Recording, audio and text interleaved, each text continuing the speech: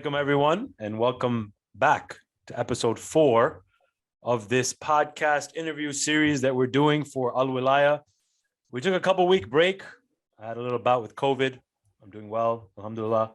We had the Amal nights, which we hope everyone prayed for one another. I surely did pray for all you to lose against me in the tournament. No, I'm just kidding. We're here with to be honest, my two favorite guests probably on this list. Wow. Irfan Karmali, my cousin, as you all know, my younger cousin, and Jabir, one of my best friends. And I actually had the honor of interviewing him for our New York tournament. And he loved it so much that he wanted to be back. So we called him back as a courtesy. But no, thank you, Jabir. Honestly, it's a privilege to have you here alongside Irfan of United Stars. Obviously, well decorated. I mean, you can't talk about these guys enough. You can't talk about their team enough. But we will. We'll have an hour to talk about that.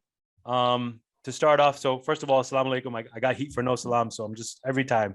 Assalamu alaikum, Irfan. Alaikum salam. Pleasure to be here. And again, the pleasure is all mine. I will start with, obviously, you all know this tournament is in honor of Fazl Virani. Fazl Virani, we've been talking about him every interview, and everyone has a different story, a different how they met him, an acquaintance. They have so many things to say, good things to say about him. And obviously, Jabir, you have known Fazl, you have met Fazl, obviously, through your times playing and probably before that. But if you can touch on what Fazl meant to you in your life and your, your stories about him, if possible, just so that we can know, again, how he's impacted a lot of people across all of volleyball. Yeah, so I mean, Fazl to me was literally an older brother. Like he would always have advice whenever I'd have any questions for him. He would be straight to the point and give me the advice that I needed. Fazl, I'd met him at volleyball tournaments, as you mentioned, but about 5 or 6 years ago, he had come to Toronto with, I believe, Sheikh Masumian, who was reciting at the Afghan Center for Muharram. Now, Fazl being Fazl, loved Saf Matam. Yeah.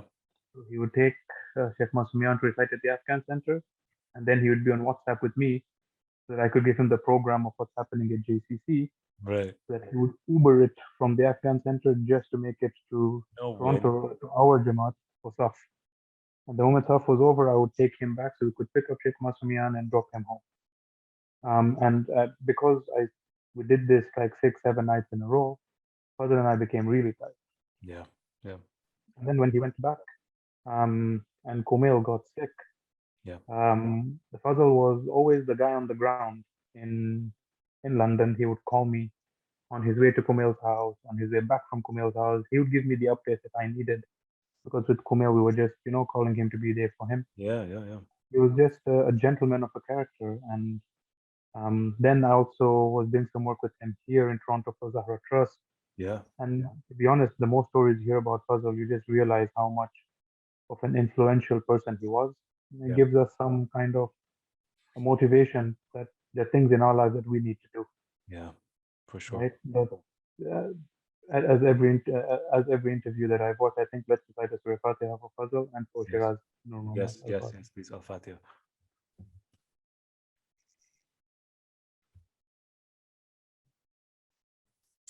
It's crazy to see, and it's awesome to see how much he's impacted so many people across volleyball. But it's funny how volleyball brings us together. But in this case, obviously, as you can see, right, Saf Matam was another thing that brought us together. When I did my last interview with Mutz, we were supposed to bring up Saf Matam, right, and just how much he had this love for it, this passion for it, and we weren't able to. So I'm so glad you did, because you're right. He was that guy, man. He was that guy. Just sending voice notes, Saf Matam, wanting to do Saf Matam everywhere he could, and it's gonna hurt. It's gonna hurt not seeing him do those things during Muharram. But we are always thinking of him, obviously, and we cannot wait to play in his honor in Al-Wilayah. We will continue with the interview, and obviously, I interviewed Jabir last time, so we know more of his background. We're gonna touch on Irfan's background, and Irfan. Maybe not the most good-looking Karmali. That's obviously my title, but one of the best Karmali volleyball players ever. right? And I'm not just saying that because I have to, and Turab's going to kill me if I don't, but it is honestly the truth. I truly believe that he has some of the most underrated talent in this game. And I'm so glad that we're here to be able to touch on that. How, Irfan, did you start in this game of volleyball? What made you want to play? I know you as a young kid, obviously, we all did. Whenever I'd make my trips out to Toronto, we'd always go to Stars practice. It was like a thing, right? Every Friday. But what made you really fall in love with this game? Yeah, just before I touch on that, I want to thank you, of course. There have been many years where a lot of people didn't rate my game, and some people still don't. It's a basic style of play, but you always big me up, and you always mention my name, so thank you for that, firstly. Yeah, thank and thanks for doing it again. But yeah, essentially the way it started was my dad used to go play at Stars every Friday. And those practices were there was a different charm, right? Everybody always talks about it. I got to see the end of it. I didn't get to really live it. But just having literally 30, 40 people sitting outside after the practice, talking about it, hanging out. It was different. Like it's just not the same. But anyways, when I was younger, I used to go, I think at about like 8, 9 years old, me, Abbas Shivraj, Imran Karmali, Ali Chamsi, he doesn't really play anymore. And we used to go there and park ourselves for 3 hours every Friday night and just watch the game. Literally just watch the game for 3 hours. And in between the games, we used to run up and, start hitting. Yes. That happened for years, right? And then after about 3 years, I don't know the exact ages, but we were about like 11, 12. They decided that they're going to let us play for 30 minutes before the real practice. So there was the mini kids practice. Oh, no way. Okay. Yeah. And so we were hyped for that. We used to wait for that. It was 30 minutes, but we made the most of like every second, right?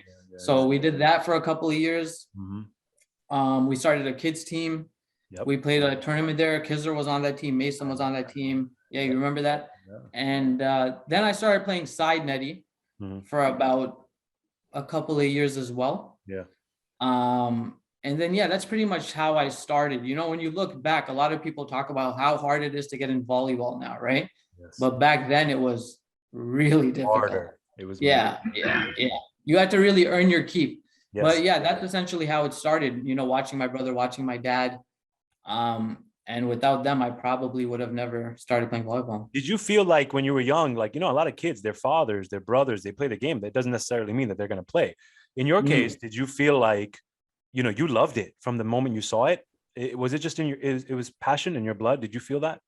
Well, so usually like when a dad or someone plays, it goes two ways. It's either they don't play and they never want to see a volleyball. We see it happen all the time. Or they just love it. For me, it was like, I loved fighting for that opportunity. Yes. You know what I mean? So I don't know at that time if I necessarily loved the sport. But I just wanted it so bad because I couldn't have it. Exactly. Right. So I just wanted to play. I just wanted an opportunity. And then I fell in love in the game. I don't think people understand how hard it was back then.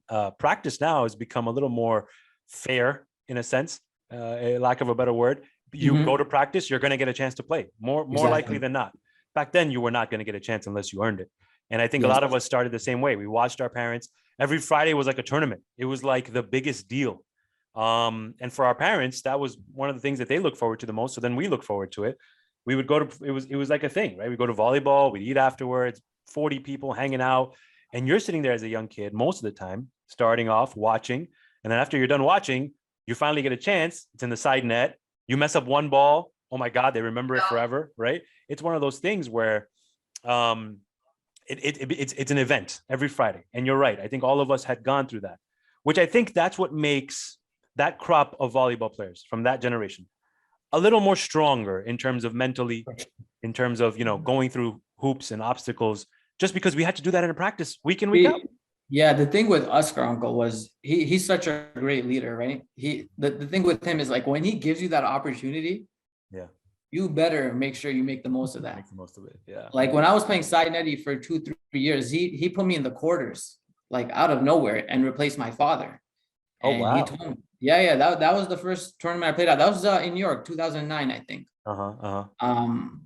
And when he gives you an opportunity, you have to take advantage of it because you got to really earn that opportunity. Yeah, 100%. And when you were growing up and watching these guys play, sorry, go ahead, Jay. If I could just throw in, So I remember those practices when Irfan and Imran and Abbas were still young, and they're right, they would just sit on the side and watch.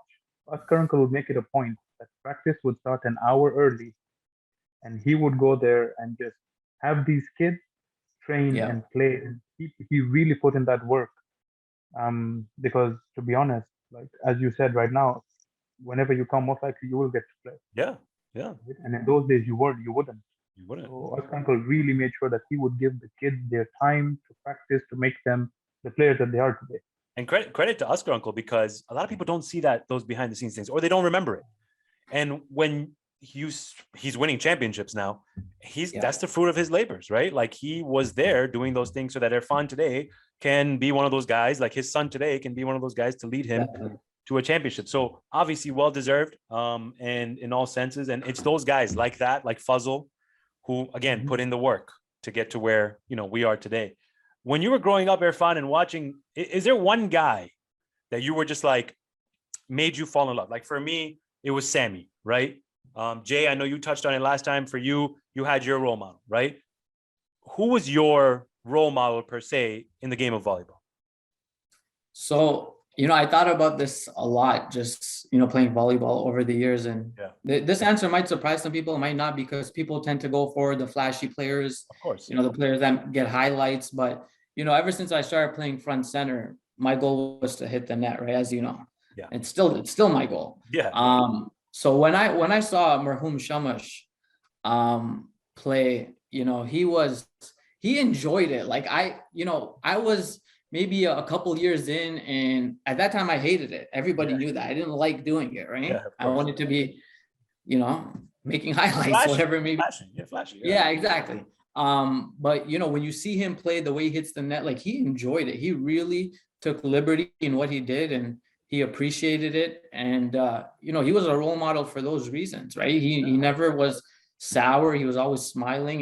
Never. Definitely the perfect role model. So that's who I go with for sure. 100%. One Sir Fatia from Marhum Shamas, who we lost unfortunately last year, a couple of years ago, in that Minnesota tournament. Al Fatia.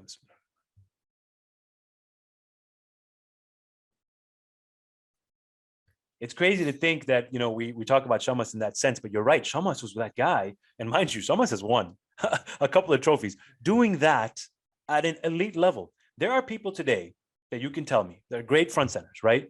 Who cannot hit the net on demand. Okay. He was able to do that on demand at his age, against highlight players, right? Against players jumping out the gym. He was still able to do it. He had his own sense of swag with those gloves. He had his own sense of, enjoyment of the game. You can tell it on his face. But you're right. Maybe not the flashiest name, but the guy who did his job to get dubs. He got it done. Yeah, he got it done. Your first real tournament. Sorry, go ahead, Jay. Sorry, just add to that. Shamas, if you noticed his game, he had perfected it so well, and that's one aspect of Irfan's game that I see a very big similarity with Shamas. Yeah. Shamas could be playing against Faisal Banji, and he would take that third ball and put it straight into the net. Right. Like I've played against Faisal, and sometimes you're just popping the ball back because you're just fighting to survive. Mm-hmm. Right? But if you watch our 2013 when Irfan was on that, like that third ball comes and they have this certain way that they just adapt and that ball back in the net. That's it. It's so hard, like you said, for a front center, especially to, in my mind, the most important position on the court is the front center, in my mind. And especially because I play back center, so I realize how much a front center means. But the most important position, because he's able to control the game.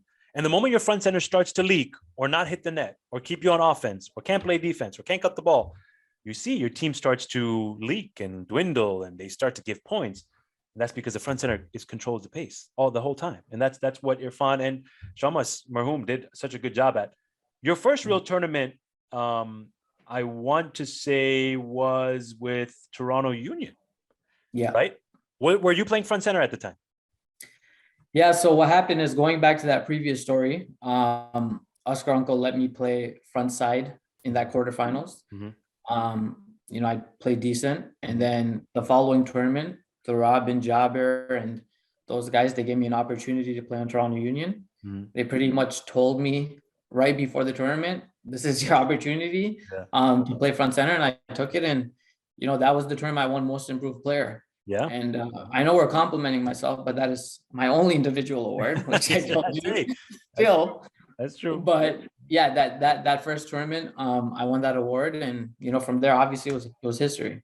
When you were playing front center that first time, obviously, nerve-wracking in a sense, because Turab, Jabir had created this team that looked so great from the outside, right? But he was young, raw, right, in talent, right? Giving guys like you a chance, which is a big risk, but the reward obviously, pays dividend.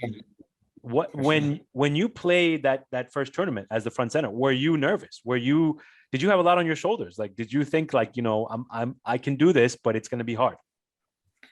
Yeah, I'm still nervous. The nerves never go, right? At that time, it was a different type of nerves because you were fighting for your position. Now it's less about fighting for your position and more about you got to perform, right? Exactly. But definitely extremely nervous. I think it was a situation where if I did not perform that tournament, I might not have been playing volleyball today, right? So That's true.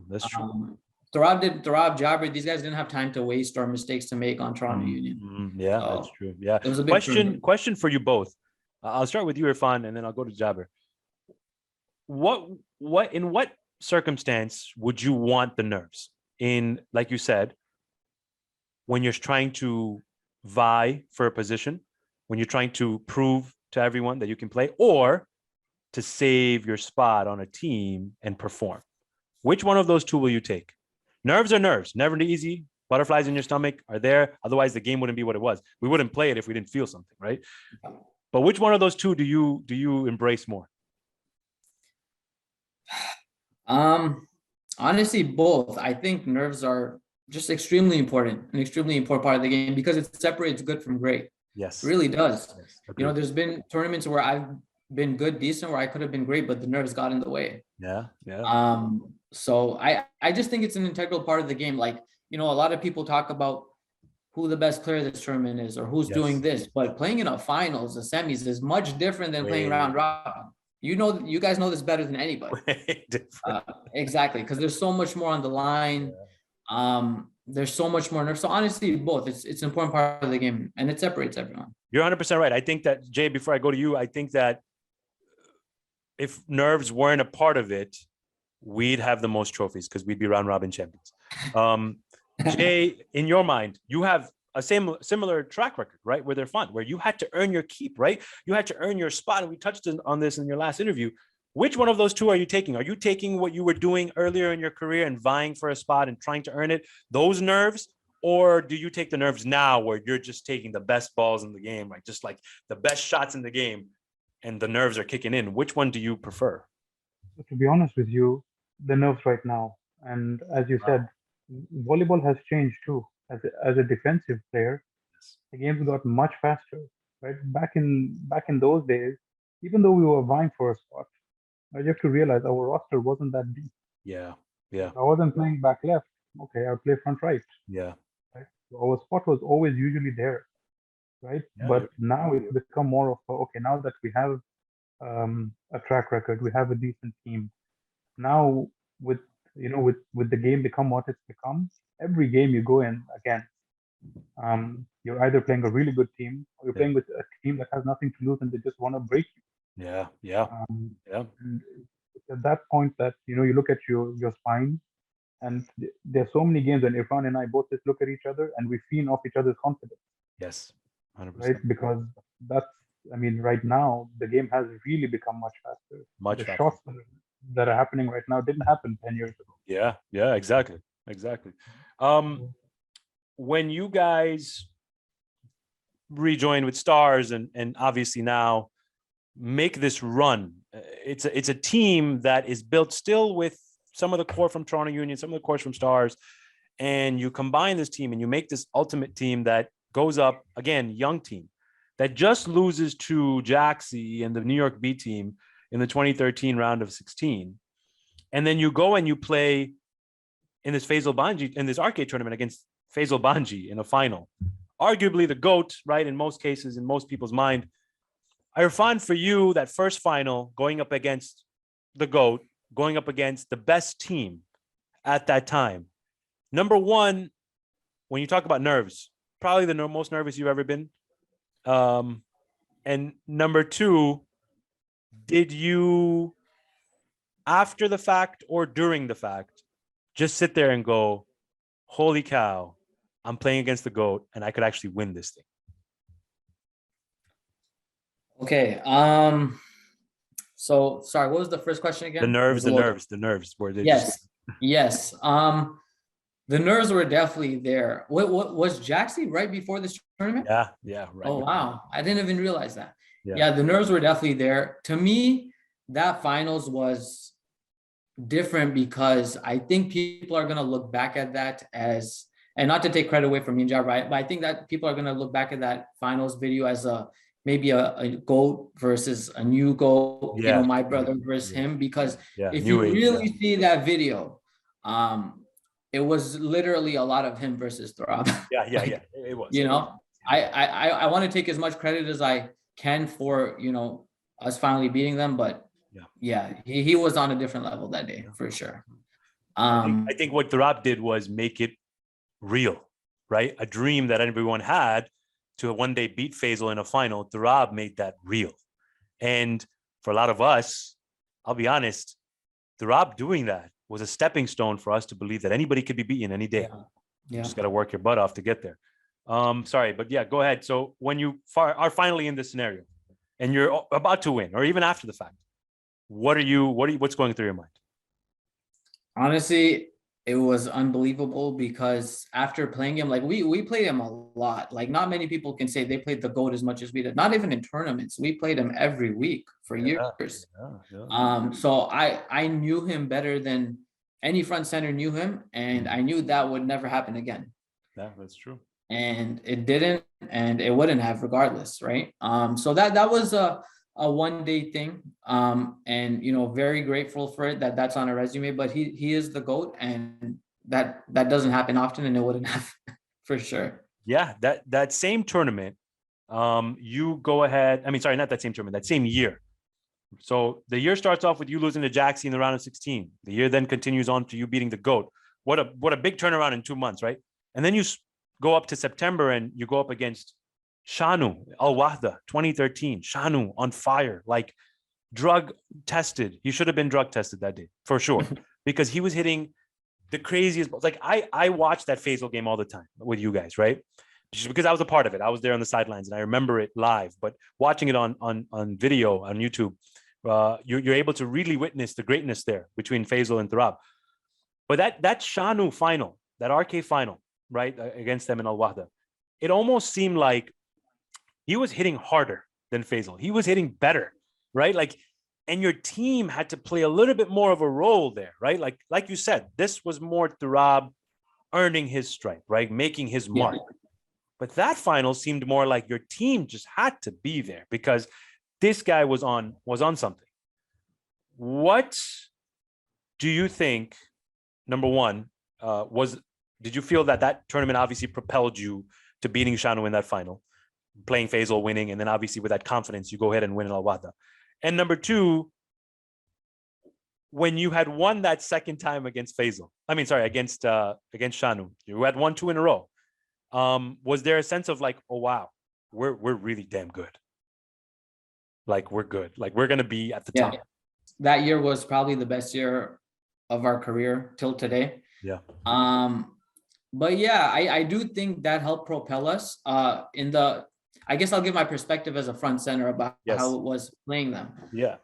So for me, playing Faisal was always the hardest because there's no back center that can really target a front center the way Faisal did. Yes. There's people that hit down, there's people that hit hard, but if I move, you know, Thrab's probably going to be there to dig it, or Jabir is going to be there to dig it. In fact, he tells me to move. But the way Faisal hits is he literally hits it at you. Like he jumps so high and he hits it straight down. So there's no avoiding him. No.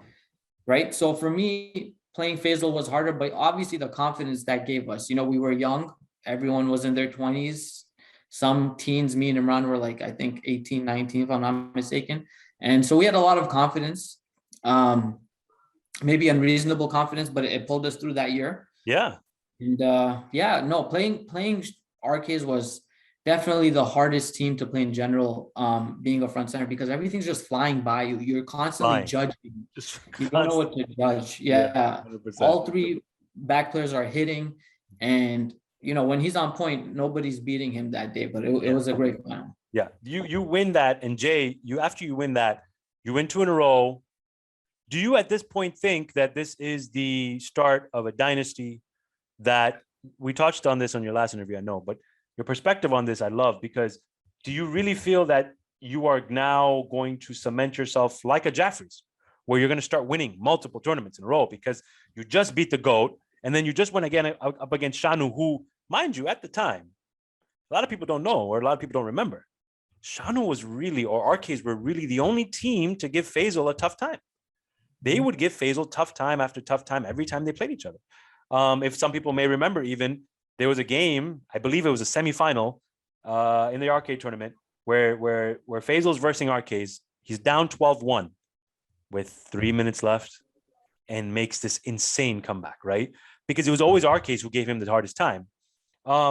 Did you feel like after those 2 wins, this was it? This was going to be our stepping stone? So take it back to Faisal, right? We played him in the final. This was the best of 3. All 3 games we were right in and about, until he either pulled away or we pulled away. With Shanu, as you mentioned, when that guy was hot, the second game of that final, he beat us in 1. Yes, 1. Yeah. We hadn't taken a beating like that in a final. I don't think we ever have. And so when he was hot, I remember we took a timeout and literally, I told Turab, I'm like, yo, I cannot return this ball. Yeah. At that time, the game plan changed, and we said, you know what? Let him swing his arms out. Yeah. Right. So after winning those 2, right? It really gave us a push in the sense that volleyball is a confidence game. Yes. Right. A lot of the time, the nerves that you get, you usually crumble when those nerves get the better of you. Yep. But after having beaten Faisal and beating Shanu at his hottest, right? I think we just got into a mindset that, you know what? Anyone who comes in the game, we're good. Right? We're good. We're good because we beat the GOAT and we've beaten the person who probably has hit the hardest balls we're ever going to return. Yeah. And we pulled through. Yeah. So yes, it gave us that confidence to say, you know what? Yeah, we'll have tournaments where we may drop a game. We might lose a game real bad. Yeah. But it's never over.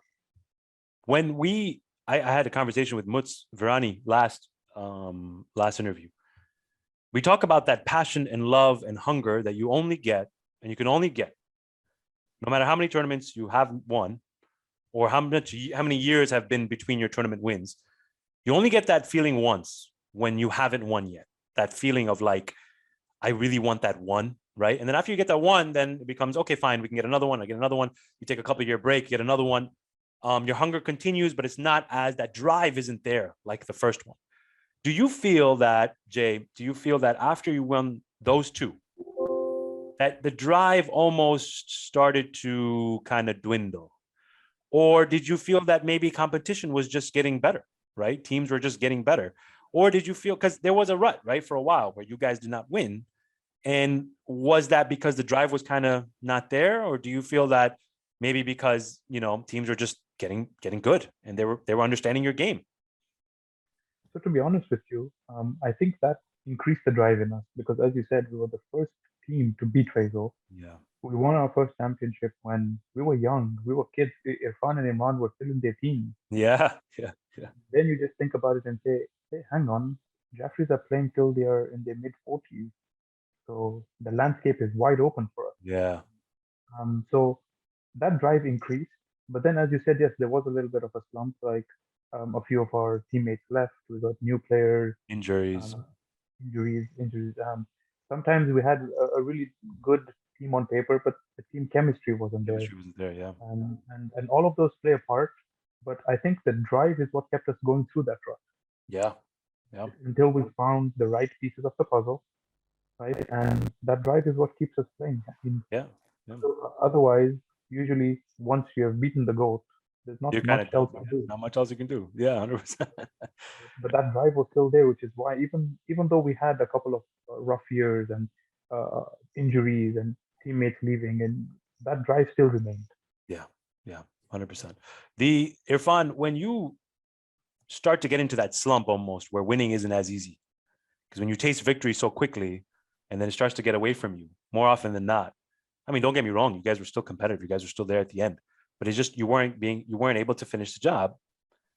Does it start to take a toll on you, emotionally, mentally? Do you start to doubt yourself? Do you start to doubt your teammates? Do you start to doubt the fact that you can do it again? Does the pressure become more because everyone now knows that you have a target on your back? Yeah, most definitely. In fact, if you go into any huddle, the first thing people will say is, "Oh, he's not hitting the net," and that's for any team. Yeah. So whenever you start losing, certain positions get more blame than others. There's a big break between tournaments. A lot of time to talk about it. Yeah. Which I usually don't involve in that, as you know. Yeah. But yeah, it definitely takes a toll on you. You wonder if you're the reason. You look back at videos and you don't play as well as you thought you played. You remembered yourself playing better. And then you realize. But yeah, I mean, I've went through that. I think I actually went through a period where I got worse before I got better again. I guess maybe I just took it for granted, And a lot of us, I think that's a lot of career arcs, right? Like you just kind of fall off, but then you just pick yourself up and just try to become. You don't realize how lucky you are to be in that position at the time. Exactly. So I went through but yeah, there's two ways you can go about it. You can give up or stop playing, or you can try to better yourself, right? So people, have their doubts or had their doubts, and I'm just going to try to build myself up again. But yeah, it's difficult when you lose so many times. You don't even remember what winning feels like, how to win. Exactly. So, Yeah. I think that people tend to, forget that when you get to the promised land, winning championships is very difficult, obviously. But when you get there so many times and don't win, or, you worked your tail off prepping for a tournament and then you lose in the semis, you lose in the finals, you're just like so demoralized after that. And if you do it year out, year in, year out, year in, year out, it starts to take a toll on you. Now that's where you separate great from good, right? Because a lot of good players will just, kind of just be like, all right, whatever. Maybe it's not meant to be. It's not in the cards. But a lot of great players won't take it. And I know Irfan, yourself, you are a winner. Jabir, you are obviously a winner. But I know Turab, and I know Turab isn't here, but he's listening. Turab has that Mamba mentality. I always tell him that he has it because he does not accept losing. And for him, it's not an option. So if he loses, he is going to do his very best to come back and be better and be better and be better. And it motivates him, and he's there, and he's constantly. Does that kind of rub off on you guys? I know you guys have the same mentality, don't get me wrong. But when you have a leader like that, when you have somebody who doesn't accept anything besides winning and greatness, does it really have an effect on you? It has a huge effect. There are times where we'll have new players come to practice and they're either with it or they're not. Yeah. You can go to practices and you can jump as high as you want. You can hit the wall. Whether we're playing for fun, we're playing to win. You were playing the right way. So it definitely rubs off on me. When I was younger, maybe it was something I was trying to fight, but now it's all about winning, and I understand where he's coming from and why it's so important. So he makes sure we always play the right way. Yeah.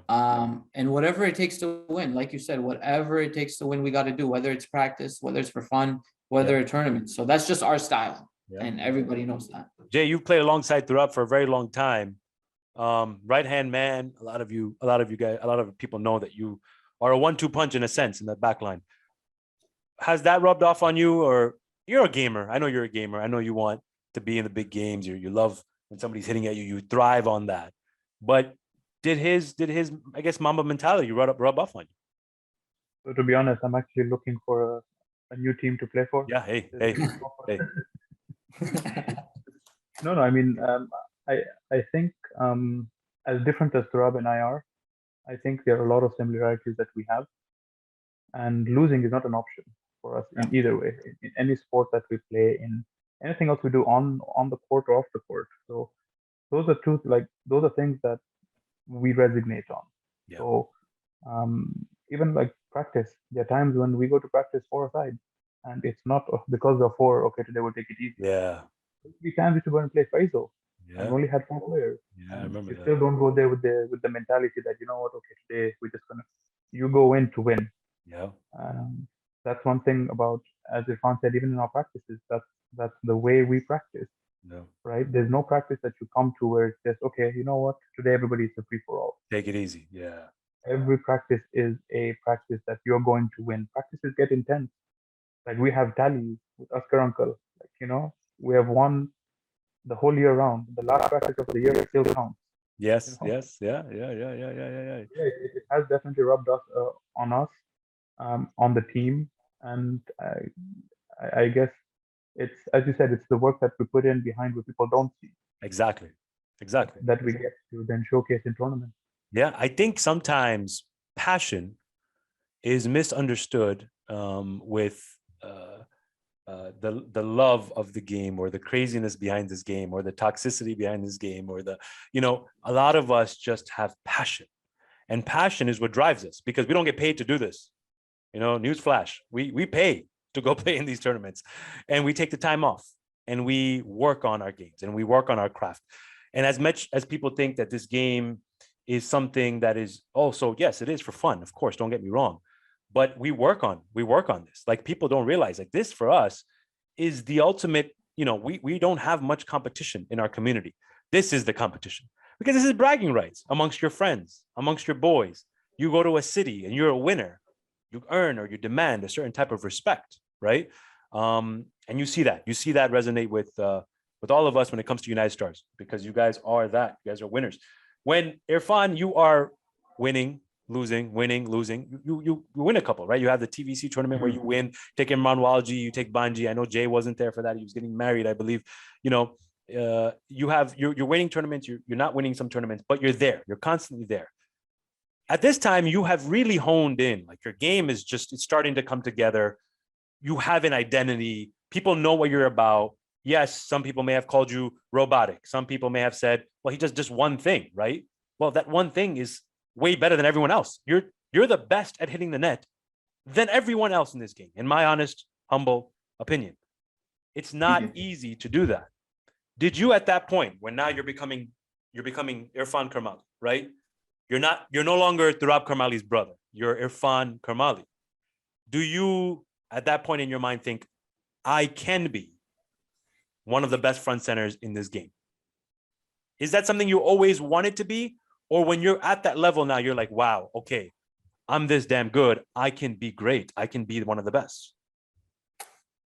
You want to know what I thought then or what I'm thinking now? Both.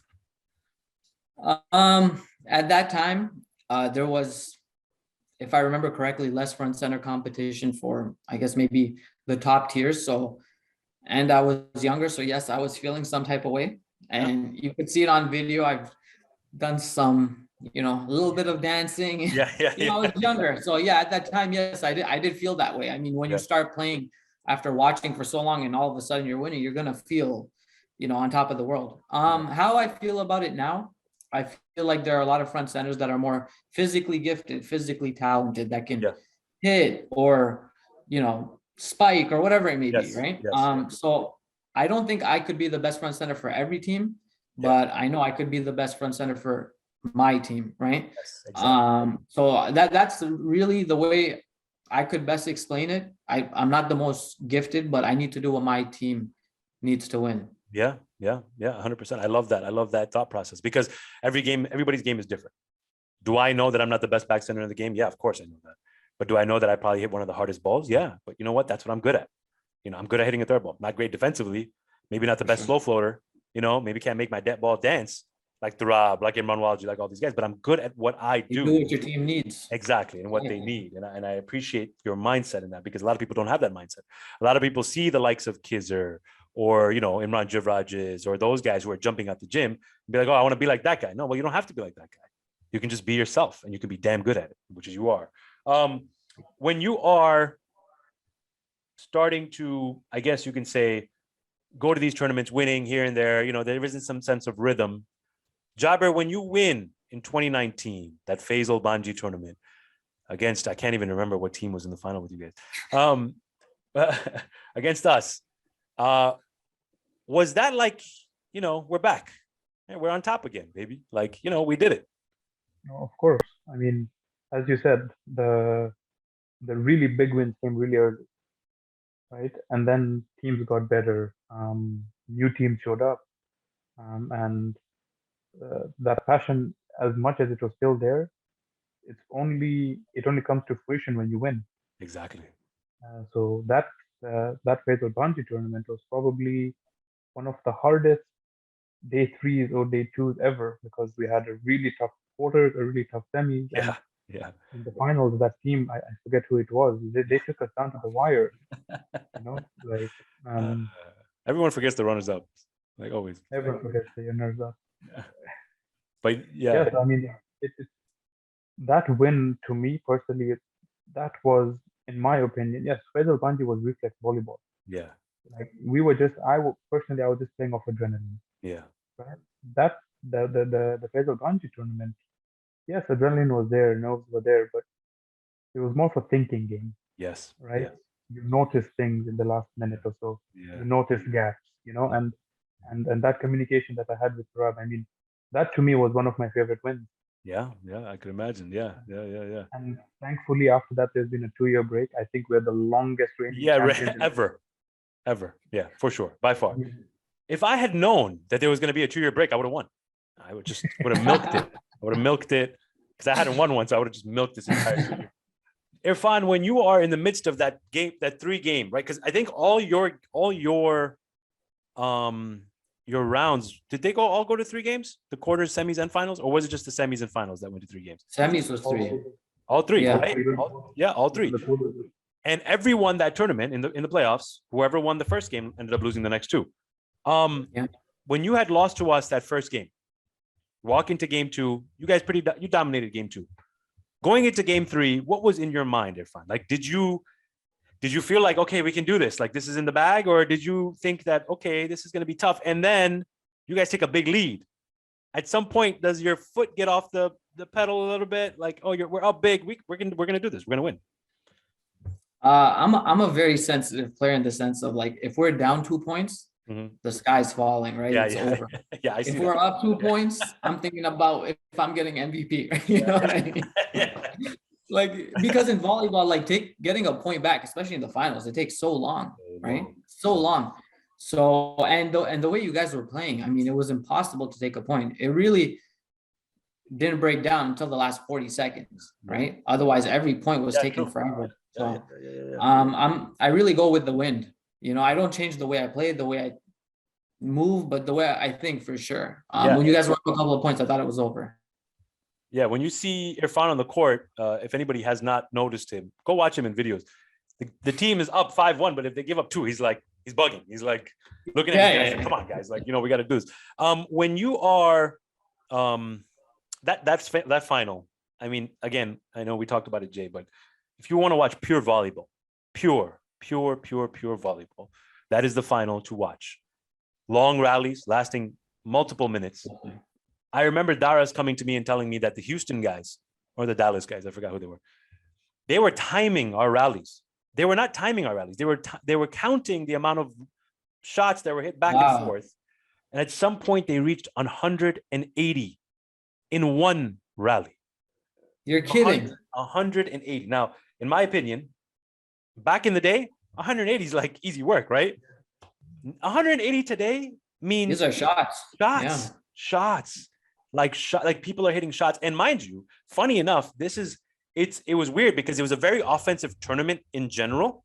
But if you look at Turab, you guys, and Turab obviously an offensive guy, but your team is so gifted defensively. That's what makes you guys so great. While New York Union is the opposite, I think we're more gifted offensively. Yeah. But yet that was a very defensive game. It was a very just toe-to-toe, mano-a-mano, like guys just matching each other. Imran Murji and Jabir, Jaxi and Samir, myself and Turab, you and Shane, like Yasser and Bilal Kaba. Like it just, Askar and, Abbas and Hussein Vargas. Like it just worked. You know what I'm saying? Mm-hmm. And then you have Saif and obviously Rahim. But it was just a good final. And you know what? If I was going to go down, I'd rather go down that way, down to the wire. and it was tough. I'm not gonna lie. Towards the end of that game, I got a little cocky. I thought we were gonna win. I really thought we were gonna win. But You know, I felt the same way. So but you guys pulled it off.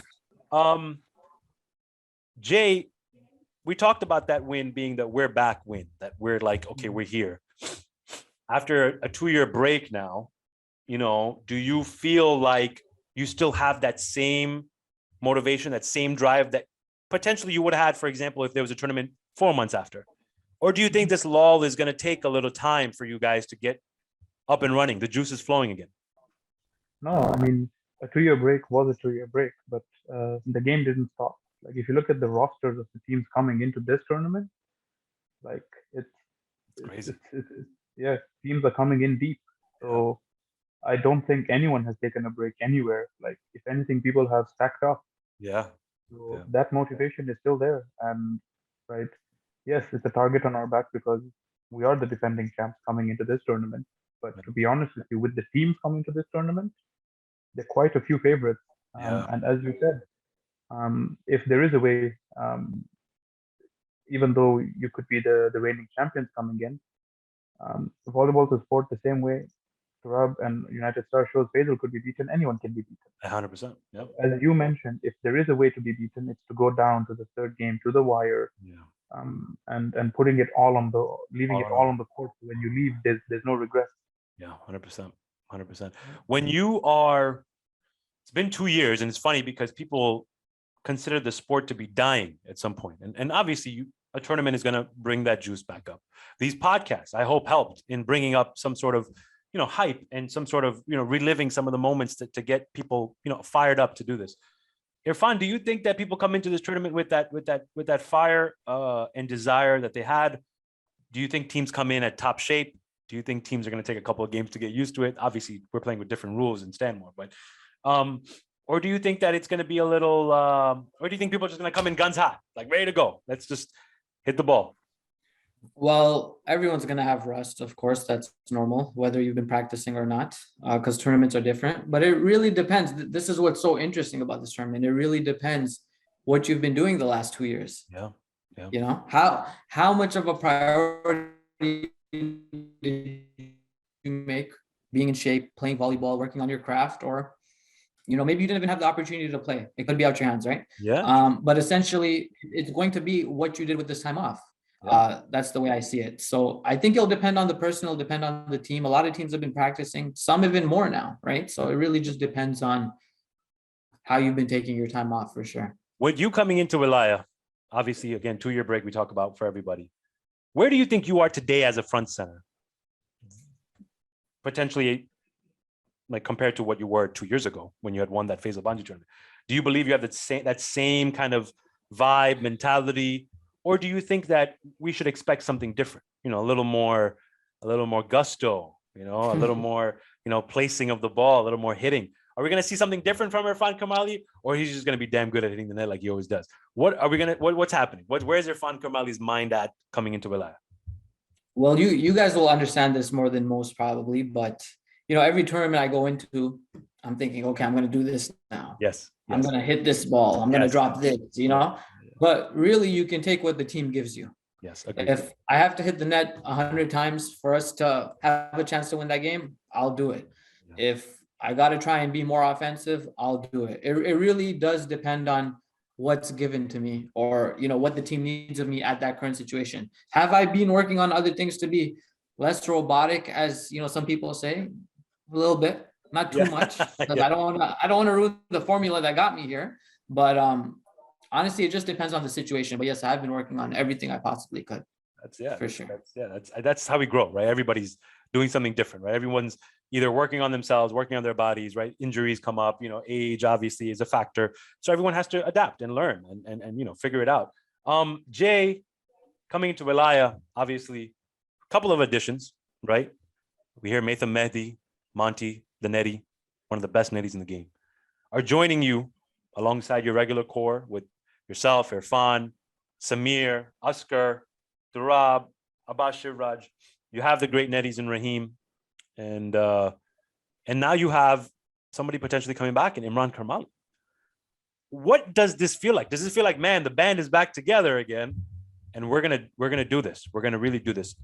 And do you feel that Matham and Monty are gonna be a good fit? Do you think that that's gonna be easily something that you can do? Because you're a team that took Bilal Kaba and just won, right? So easily to mesh with, but you gotta, like Irfan said a while back in the interview, you have to have that mindset. You have to be a killer almost, right? You have to want to win just as bad as everyone else. Do you think Matham and Monty, fit perfectly into that vibe? I think so, right? Monty is coming with us. Raheem's also going to be in that with him, Yeah. and um, Imran coming back is huge for us. The band is back together again, right? So yes, absolutely. And knowing Matham and knowing Monty, they have the mentality. Mm. They are hungry They're to, hungry. to win, to be a part of something. And yeah, I mean, to be honest with you, Matham and Monty, they're like little brothers to us. Yeah, You know what I mean? Whenever they come to town, like yeah. they get it. The same. They It's say their they share that passion, that same they passion. share the passion, they share the mentality, and they also share the ethos of our team. That's we got to do what we got to do to win, right? Mhm. Whether it's um, using the net on every ball or sticking with the game plan, or it's a team game. It's not an individual sport, Yeah, and I yeah, think that they match that mentality very well. yeah. Do you think that the influx of people who are hungry for that first one, like Bilal Kaba, like Samir, like Matham, like Monty, do you think that helps the team get that almost that feeling again, like that youthful feeling of like we haven't won? Because you guys have won so many now. You guys have won 5. But when you have guys on your team that haven't, and they're trying to prove themselves and they're trying to prove something, do you feel like that helps the team a lot? 100%. And to be honest with you, the one thing with our team is even though we've won 5, that hunger and passion is as much as it is for the guys who haven't won it. Yeah. I think like I said with Durab's mentality, it's that it's if he loses one, it's as if he never won, So he just wants the next one even more. Speaking of Durab, Irfan, we're lucky that the Karmali family has been huge in the game of volleyball. Yourself, Durab, Imran, me, Saif, Taha Karmali, Abbas Rai, who is our cousin. A lot of guys who play the game, right? Passion, it runs through our blood. We love the game so much. We grew up in it. Playing with your brother, which I've done. I've played with my brother for most of my career. But I've had a break from him, obviously, right? You have played with Durab year in, year out. I mean, through the lows, through the highs. We talked about the mentality, the mama mentality. We talked about the killer mentality. How has it been, number one, playing with your brother all these years? Let's be honest, it's not always the easiest, right? I play with my brother. It's not always the easiest. But they're the only people that are going to tell you the truth. They're the only people that are going to lay it straight on you, and vice versa. You're the only one who can probably tell Durab straight, what's happening. You see it in videos, yeah, of course. Yeah. What has it been like all these years playing with him? So going back to when I was younger, it was definitely harder because we didn't have the same vision, right? He was focused on winning, and I was focused on, trying to not be called robotic, right? Yeah, like that's just what it is. But now I see the vision. I see why he did everything he did, and it all makes sense. It's like when you're younger and he's my brother, but it's like when you're younger and you're looking at your parents and you're like, it all makes sense now. She said this because of this reason, but at the time you don't get it, right? So I understand why he did everything he did, and I realize he just wants the best for us. Like at this point, he would rather me or Jabir get spotlight over him because he's had it for so many years, right? So he wants the best for us. He's given me all the opportunity in the world, and my mindset is I have to make sure that I hold that respect that he's given me this opportunity. I got to make sure I make the most of it, and I deserve it, right? So, but yeah, I absolutely enjoy it now, and we have the same vision, and I want to make a dynasty with him, Jabir, for years and years to come. Yeah, knock on wood, hopefully, man. I've been playing with Safe for a long time, and I think what tends to get lost in this brotherhood in volleyball is that sometimes the older brother who's been playing longer overshadows the younger one. It's just how it is. It's not that it's meant to be that way. It's not that the brother wants to do that. It's just that one tends to overshadow the other. did you find it tough in the beginning playing under Turab's shadow almost, right? And not having to make a name for yourself? People would recognize you as Turab's younger brother, but now today people recognize you as Irfan Karmali. You know what I'm saying? Yeah. Did you find that like almost a driving thing, a force or motivation for you to prove yourself, to make your own name? Yeah, it was difficult. Of course, it was difficult. I'm sure Saif would say the same thing, right? Of course, it was difficult. But whenever I went back home and the people who I spent most of my time with, whether it's Turab, Jabir, or even like we spoke a lot about volleyball. Yeah. You guys will always big me up and make sure I'm good. And so it never really got to me too much, but obviously it was something on my mind. But you have to understand, when you're playing with what people call the best player in the game, that's just part of it, right? And comes with it. Yeah, it's the baggage. It's your brother. It's either you love it because you love him, yeah, or you hate it. Exactly. Because the pressure. That's my guy. So for sure, I love it. I think that if anything that this pandemic has taught me, that volleyball has taught me, is that the last few years, as I get older, obviously, is that your brother most likely is the only one that's ever going to have your back. Your brother or those that you have as brothers, right? Yeah. Are the only ones that are going to have your back through thick and thin. And blood is always thicker than water. And in a sense that I feel that today with my brother Saif, who's always had my back throughout everything. And I'm sure Turab feels the same way with you, and you feel the same way with Turab, and Jay for that matter, because they've been like bigger brothers to you, and vice versa. That brotherhood in this game sometimes is what you need to keep you even keel, right? To keep you going, motivated, better than the others. I think today, me and Saif's relationship on the court has made us make each other better. I always used to tell Saif that I have made him who he was as a joke, but realistically, I always knew that Saif made me who I was. Without Saif, I'm half the player I am. And I think that as you get older, you realize that more, that your brother is what motivates you. You come home after practice, who are you talking to? You're talking to your brother. You're in the car, who are you talking to? You're talking to your brother. And your brother's telling you the truth. Today you hit 15 third balls out. Today you hit 15 third balls in the net. You got to do this better. You got to do that better. Even with Saif being on the sidelines now and not part of our team, he'll always come to me and be like, yo, you're swinging like this. You got to swing like this. Like, he'll watch me as my brother. And I think that's what you and Turab have. I think that's a lot of people. Shanu, Abbas, all these guys, they had that, right? Like, it's hard to define it. That's what makes the GGs good, right? They're able to tell each other straight, right? Yeah, it's different. You are coming into Wilayah. You have, thankfully, a lot of years ahead of you, inshallah, right? What is the legacy that Irfan Karmali wants to leave behind in the game of volleyball? Is it you want to be one of the best? You want to be considered one of the best? Is it you want to just win as much as you can? Or is it that you want to leave an imprint on the game that people will remember you with?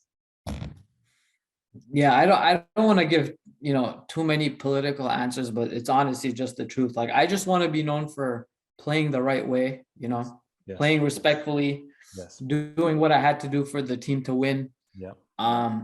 Like I said, there's been many, many tournaments where I look back and I was like, I wish I never did that. Right. Yeah, true. Same. So there was a lot of times that happened. So I just want to be known for playing the right way, doing what I needed to do for my team to win, and obviously be a winner, right? Like when you do these podcasts, or whoever's doing them in 20 years when the game's grown, we want our names to be mentioned then too, right? Yeah. For sure. No, you're 100% right. Jay, we talked about playing the game the right way. Irfan just brought that up. We've been talking about it. We talked about it potentially the last time. The toxicity in this game, the level of, things that were done that maybe we could have avoided. Irfan just mentioned things we watched in the past that we could have stopped ourselves from doing. We lost a lot of people. We've lost not only Fazl, not only Rocky, but we lost Tagaro, we lost Shamas, we lost Marhum Faisal. We've lost a lot of people in this game. Wow. Good people. Uskurli, right? Good people that played this game for the passion, for the fact that we were all together. We knew each other. Do you think that gets lost sometimes in the background? Do you think that sometimes the brotherhood aspect of it all, the fact that we do this because it brings us all together, do you think we lose sight of that? To be honest with you, yes. There have been times when I look back, there are things that I shouldn't have done, right? But I think, for example, this podcast, it's a good platform where we air that out. We get to recalibrate. Yeah. And we get older, we get wiser. right? And now I guess that responsibility lays on our shoulders. That okay, this sport that we're going to pass on to a whole new breed of players to come. What condition are we going to leave it to them with? And that's as important as winning and playing well is. That's a huge part of this, 100%. right? We need to, if we do see that there are elements of toxicity, it's on us to correct that and to better that, so that when we do pass this sport over, not only do we go down as players who were really good in the sport, but we go down as players that they were gentlemen on the court. Exactly. And again, I don't mean to harp on that last final in Faisal Banji, but if you watch that, that's pure class at its finest. That is respect for each other's talent. That is a respect for the other person to have won and one person to have lost. There was a lot of love there, right, and passion. We're done with the hard part. We're good. Irfan, I know you've been sweating. You're good now. We'll go into rapid fire and then we'll end it off. Jay, you had your own rapid fire last time, so we're gonna X you out of this one.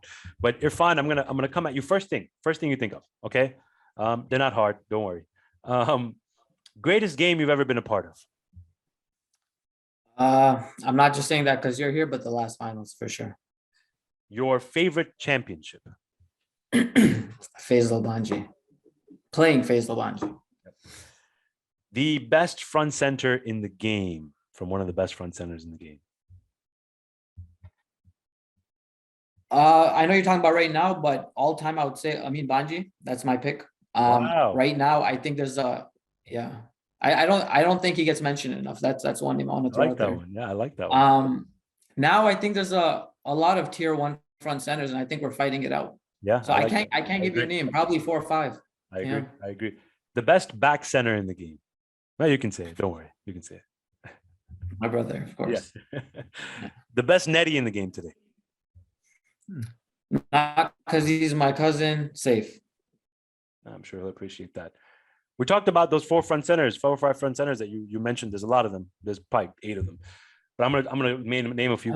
You wanted to go back on that. I know. No. I have them written down actually. Kizzer. What is your first thought of Kizzer when you think of him? Highlight reel winner. Mm-hmm. Yeah. Great, for sure. Amirli? Great player, offensive. Same kind of line as Kizzer, honestly. Hilal? The first word I would describe him would be winner, right? He's won a lot. Yeah. Shane Darcy? Great, up and coming, and still there to break the barrier, but definitely in tier 1. The GOAT in your mind of all time, the greatest of all time. Faisal Banji. Yeah, agreed. Last one. Favorite player to play against today in the game. Who is your number one guy that just gets you going? See him across and that's it. You know the answer to this, Sal. I don't. I swear to God, I do not. Yeah, I would say you, honestly. Oh. Yeah, because there's been a lot of situations where we've played each other and you came for me and we've loved it. Yeah. And there's been times where you've got me on the side. So yeah, I would definitely say just also because when we played each other, it was in New York. Everybody loves playing in New York. Yeah. The vibe was perfect. So yeah, I would say yourself for sure. Yeah, thank you. I feel the same way. I think I hope people will sit down one day and talk about how good of a rivalry United Stars versus New York Union was. Hopefully we can continue it. I don't know if we can. Hopefully we're at the top of our game and we can continue it. But man, go watch those games on YouTube. I mean, we've lost most of them, but go watch them. I mean, sorry, go ahead. Sorry, not to cut you off, but that last finals, I know, we harp on who won and lost, but I think that will be more of a match people talk about more than who won and lost, a video to look back on, maybe in history. Yeah. So that was the best one. Yeah, sure. I think a lot of people, if you go back and watch the evolving of that rivalry, how that rivalry has evolved through time. I mean, we start back in 2011 when we play each other in Minnesota to when Chacha Rizwan, Chacha Zuli are playing like he's just like to now, right? Where we just played each other in a crazy final, which was like all-star packed. But if you watch how that rivalry has evolved, it went from being super like super like vicious, right? Like it's war, right? Yeah. And then you see now where there's respect and war, right? It's war, but it's respect, man. It's a lot of love. It's a lot of passion. I think a lot of people made it out to be Salman versus Durab for a very long time, but that was never the case because it was just who wanted it more. Jabir, Irfan, Conan, Imran, myself, Saif, Z. Z was a big part of that rivalry, right? Like, man, if you go back and watch, I love those games. And I'm telling you, watch those view counts on those games. I mean, they're games that are like bogus, right? You guys are like chop-buying us in those games, but the view counts are so high because there's just that level. Like you can feel the heat, no matter what game is happening on that side. That heat between Stars and New York, just always fun. I'll see the most boozy video, but New York and Stars, it always has views. Always. Always. I appreciate all the love. I appreciate everyone who's watching those videos. At least we're entertaining people with the losses. We'll end with this. Obviously, we've lost a lot of people in this game, and I want to touch on a few guys. And I think Jay, maybe you can help me out. We didn't get a chance to speak on Tagaro, who was one of the best to ever do it, by far, like one of the best, like so pure. Tell me your thoughts on Tagaro. You played against him a lot. You've watched him. Just what was the the first thing that comes to your head about him? Tagaro was one of the classiest players with one of the most lethal balls. And Tagaro, I personally believe, did not have any fear in him. He would come to tournaments with on paper, one of the most boozy teams. Yeah. And he's down. Yeah, he doesn't care who he's playing, and he would carry his team. Yeah.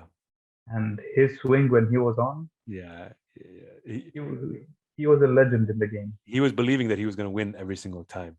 And the last thing, if you can touch on Jabir, you obviously know Shiraz. You knew Shiraz very well. Rocky, for a lot of us, his passing untimely, right? We just so sudden and big loss for our community. Tell me some things about Rocky. Just touch on him a little bit if you can, and just your memories of him, your thoughts of him. He meant a lot. I know his kids play with Stars. Like, what is it like? What was it like? Shiraz honestly was one of the, like Fazal, he's one of the cleanest hearted people I knew. Yeah. Right. Such a pure heart. I got to know him really well during the pandemic because mosque was closed. Yeah.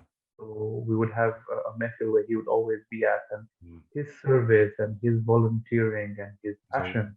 Yeah. Right. I'm happy that I got to know him outside volleyball because, as you said, his children used to play with us, and I knew him at volleyball. Always a nice guy, always a big smile on his face. But when I got to know him outside volleyball, that's when you realize that a lot of you, like Fazal, they have so many layers to themselves that so many different pockets of people know of them, and it comes back to that these people that we've lost should be motivation to us in how we should be living our life. Yeah. Because at the end of the day, they went young, and life is not guaranteed. Yeah, 100%. So, that's why I think we should just take these tournaments as our last ones. Like just take it and go, man. Play it like it's your last, because God knows, man. We took 2 years. In those 2 years, we lost a lot of people who thought they were going to continue to play in tournaments like Fuzzle. And today they don't have that opportunity, and we do. Let's just count our blessings, be lucky, play, enjoy ourselves, admire one another, because this could be your last time, right? One Surah Fatiha for all marhumin that we mentioned today, and then we'll end the interview.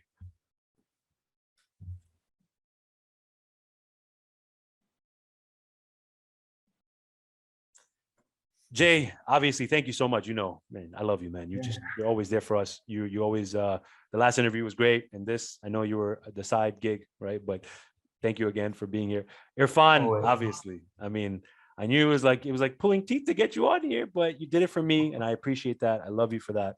And thank you for coming on, man. It was an honor and privilege to have both of you on here. Well, honestly, thank you. This platform is unbelievable, way better than the other interviews. And I had a lot of fun. Honestly, I did. So thank you. Thank you, guys. Enjoy yourself. Check it out Sunday. Interview comes up.